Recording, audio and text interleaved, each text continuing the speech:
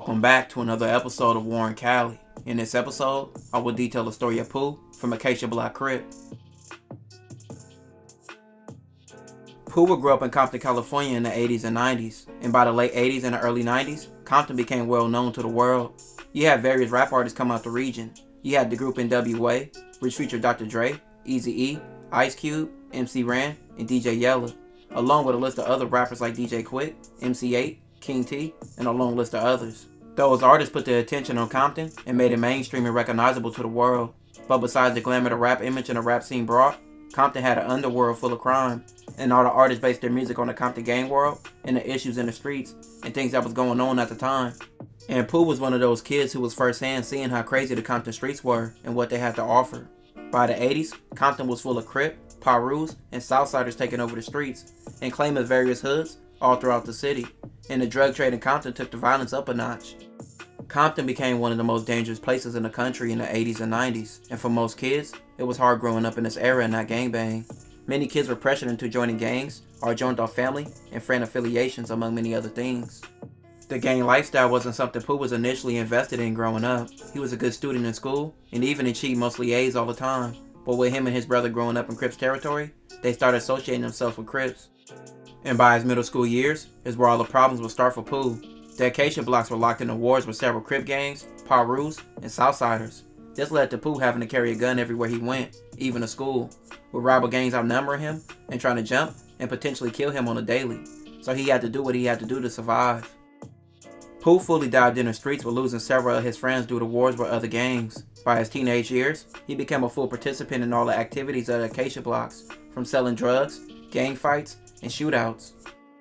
Pooh would catch a case as a teenager that led to him serving 8 months in the juvenile system. After his release, it was back to the streets and a war in Compton. The Mexican gang Compton Vario 7-0, or just CV7-0, will become one of Acacia Blocc's top rivals, which Pooh would have countless of run-ins and fights with the 7-0s. At the age of 18, Pooh would face another charge when he was arrested for drugs. This would be his first stint in county jail, but he would get off easy this time. With all the active wars going down in Compton, the Acacia Bloccs will make an official alliance with two other gangs, being the Spooktown Compton Crips and the Farm Dog Compton Crips, which will form the ATF alliance. With all three gangs having the same rivals like the CV7-0s and the Nutty Block Crips, the three gangs coming together will make sense. The ATF alliance will be a part of the murders and destruction in Compton. Those are Compton Barrio Sententas. They were one of our larger Hispanic gangs located in the central part, right in this area of the city. The other gang was actually three gangs combined into one, and it was another gang right in this area. They were called Acacia Blocc Crips, Farm Dog Crips, and Spooktown Crip. These three gangs aligned themselves together because they had to fight the larger gang, the CV7-0s. And they are also at the time at war with the Nutty Block Crips, who is another one of our larger gangs in the city of Compton. So they aligned themselves together and called themselves ATF, Acacia Town and Farms. So they aligned themselves together to combat not only CV7-0s, but the other gangs they're at war with. Pooh built his name in the streets over this time period and became highly respected by the Acacia Bloccs and the ATF alliance. Many people would consider him one of the leaders in that community, and he showed his leadership qualities by standing on his word, looking out for his younger homies, and setting an example for them how to move in the streets. Are you conscious that some of these young guys look up to you like they just told us as a father figure? And what does that mean to you? I mean, it means a lot. We like family. This is like a family. It means a lot to me. I love them, they love me. We look out for each other. Half of us ain't got parents. Half of us ain't got nobody to give us nothing. You know what I'm saying? I'm 16. Yeah, I'm 16. 16. What role model does a guy like Pooh set for you guys? Man, big homie, pops, big brother, whatever y'all want to say. Father away from home, you know? Yeah. Like the way you keep it real. He's 100 with it. I don't have my father right now. You know what? He been gone for at least 10 years, man. That's my pops right now. I wouldn't tell anybody to do something I wouldn't do. I give them good and positive things, but sometimes they be like, F me, we finna go do this. Or I tell them the consequences. You your own man, you can do what you want to do, but I let them know the law. I know more of the law than them. But Pooh's street life wouldn't be easy. He lost his older brother to a drive-by, which the CV7-0s would later be charged with killing his brother. Pooh was the prime suspect when the driver of the car who killed his brother later ended up dead. but he would walk free from that situation. But the death of his older brother still haunts him to this day and left a major impact in his life. Pooh would go on to be shot several times himself in separate occasions. One night, Pooh and his crew would be pulling a drive-by on his enemies. Pooh would be shooting out the window, and a person inside his car accidentally shot him in the arm. Pooh next time being shot came when he and another group of rivals engaged in a shootout, leaving both sides shot up, and Pooh would be shot 3 times from this incident, including a headshot, which he recovered from. So you say you've been shot recently? Yeah, I've been shot about 5 or 4 different times or whatever. Where you been shot at? I've been shot in the back of the head right here. Come up over here, Paul. Been shot in the back of the head. Been shot in my arm right here. Went in right here, came out right here. Been shot in both my legs. Right here. This one been healed right here. Been shot in my stomach. I've been shot 2 times in my stomach right here and down here. What'd you get shot with? I've been shot with a gauge, a 9, a 32. I think that's about it. What was it, a rival gang or what happened? Yeah, drive-bys. Drive-bys? Yeah. During the day or nighttime or? See, I got shot in the, mostly all my shit was daytime. I got shot once at night. I got shot right here on this corner right here.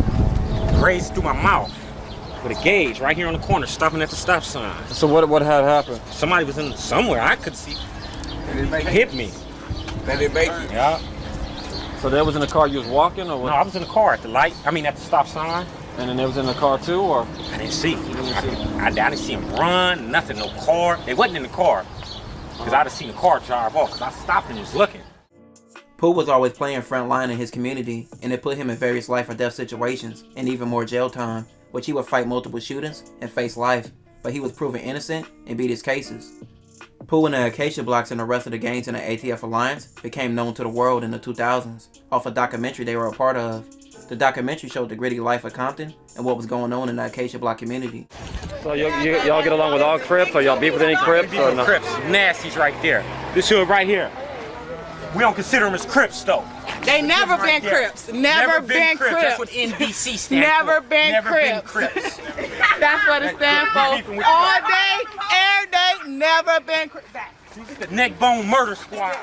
Pooh put himself to the world being one of the main focus of the documentary, but this put him on police radar, and he'd eventually be arrested and serve time in prison. The streets, gangbanging, and his community wasn't like it once was before, and gangbanging was his main passion in the past, but cars, racing, and lowriding is what later began to take the streets' place for Pooh. Pooh was street racing in the streets making thousands of dollars, but he still kept his street mentality. Often at races he would get into fights and altercations, and you can see several videos online of altercations that he was in. I called him a bitch and I called him a bitch. We can fight, I ain't got nothing on me. We gonna race. We gonna race. That's my point is part of this money. We gonna race. I got my money. We gonna race. My car be here. I don't bang on the internet. Over the years, Pooh has stepped back from his hood and even has discussed some issues he has had with his hood. Because I'm a grown man, I don't have to explain nothing to nobody, first of all. I got my own stuff, I do my own thing, I do what I want to do. I just look at it like, now, make sure y'all can hear me. I just look at it like, I look at this as them helping me. Because at the same time, if you know me, y'all know I'm not gangbanging, not doing none of that. And by them saying little BS and doing little BS, it helps me out more. First, I'm just keeping it real. In recent years, Pooh has done a few interviews and has always been active on YouTube and social media.